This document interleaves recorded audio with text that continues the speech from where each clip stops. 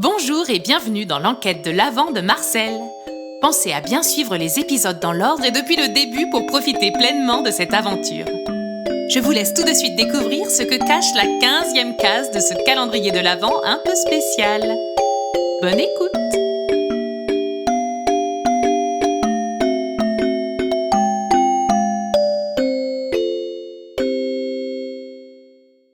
Auguste et Léon n'en pouvaient plus d'attendre que Sully se réveille. Sully était le nom de la petite souris qui vivait dans les murs de la chambre du Père Noël. D'après les dires de Mélodie, une jeune lutine, Sully détenait sans doute des informations concernant la disparition de la liste de Noël. En outre, lorsque quelques heures plus tôt elle s'est endormie, les garçons l'entendirent très distinctement parler dans son sommeil. Et ces mots avaient été clairs. « Léon, on est bien d'accord qu'elle a dit qu'elle était coupable. Je n'ai pas rêvé, n'est-ce pas ? » « Non, Auguste, tu n'as pas rêvé. Et elle a même parlé de Marie-Gertrude, la sorcière. » « La druidesse, Léon, pas la sorcière. » « Oups, oui, pardon, tu as raison. » C'est tous ces témoignages et toutes ces émotions qui me font me mélanger les pinceaux.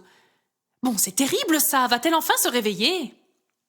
À peine Léon eut-il fini sa phrase que le petit museau de la souris apparut dans le petit trou du mur. Belle sieste de folie! Et ça, c'est en grande partie grâce au hamac que vous m'avez aidé à fabriquer. Vous n'êtes peut-être pas si incompétent que cela, finalement. Allez, je suis de bonne humeur et c'est mon jour de bonté. Que puis-je faire pour vous remercier? Dites-moi tous vos désirs sous les ordres. Super, Sully, merci beaucoup. Oh, je vous en prie, ça me fait plaisir. Formidable.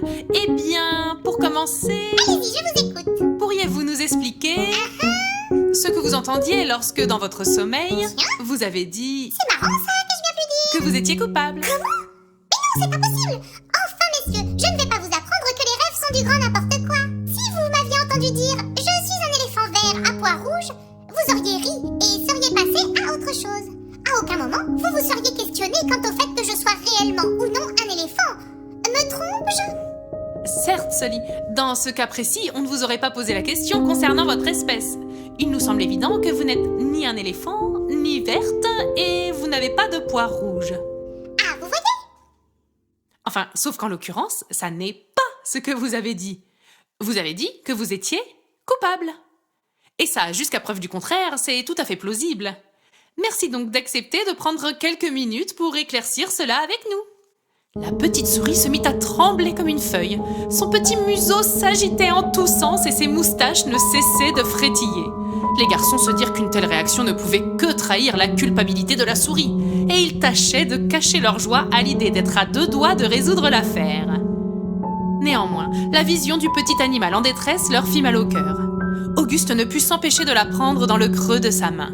« Là, Sully, calmez-vous. Allez, expliquez-nous ce qui s'est passé. Il est encore temps de nous dire où elle se trouve.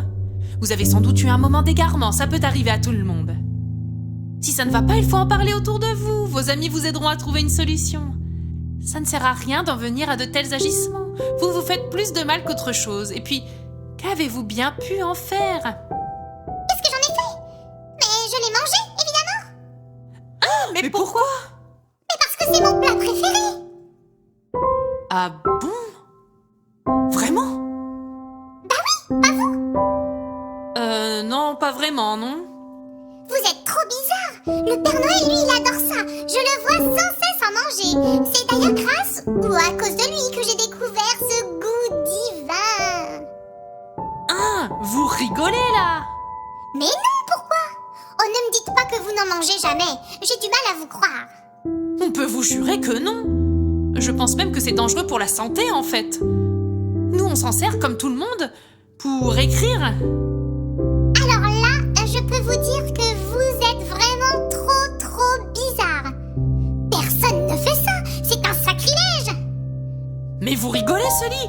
Tout le monde fait ça, vous voulez dire ? Enfin, vous êtes fou. Je n'ai jamais vu personne écrire sur un beignet. Jamais de la vie.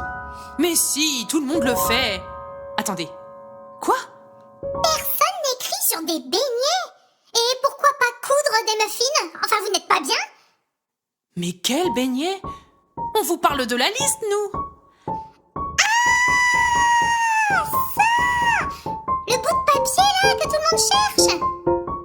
Mais oui, évidemment.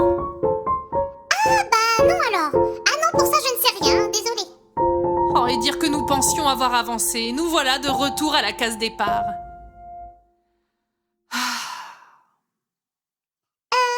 Dites, Oui, Sully. on fait quoi du coup? Comment ça, on fait quoi? Pour le beignet du Père Noël que j'ai mangé pendant sa sieste? On ne fait rien, Sully, on ne fait rien. Ouh, trop cool! C'est vraiment le beignet de la chance. Déjà, ce jour-là, j'ai bien cru que Marie-Gertrude allait me le chipper sous le nez. Mais non, elle semblait bien plus intéressée par je ne sais quoi qu'elle cherchait dans les affaires du Père Noël. Quoi? Crièrent les deux garçons. Marie-Gertrude, ce jour-là, elle fouinait dans la chambre, mais cette idiote n'a même pas trouvé le beignet. Pour mon plus grand bonheur. Merci, Sully, pour ces renseignements. Oh, eh bien, de rien, ça n'est pas comme si j'avais franchement eu l'impression de vous aider. Et pourtant, vous n'avez pas idée d'à quel point vous venez de faire progresser l'enquête. Demain, nous vous ferons apporter un plateau rempli de beignets pour vous remercier. Oh, trop cool! Glaçage vanille, hein, surtout, ne vous trompez pas. Au revoir, messieurs! Au revoir, Sully, et encore merci. Sur ces mots, les garçons s'empressèrent de rejoindre leur chambre. Il leur fallait prendre bonne note de tout cela. Est-ce que de votre côté, les enfants, vous continuez de remplir votre tableau d'enquêteur? Si vous ne l'avez pas encore imprimé, sachez qu'il est téléchargeable gratuitement sur notre site internet et sur Facebook. Sur ce, je vais vous laisser. Je vois que les garçons sont en train de s'organiser pour retrouver Marie-Gertrude. Rendez-vous demain pour savoir s'ils ont fini par la trouver. D'ici là, portez-vous bien. Bien à vous. Votre Marcel.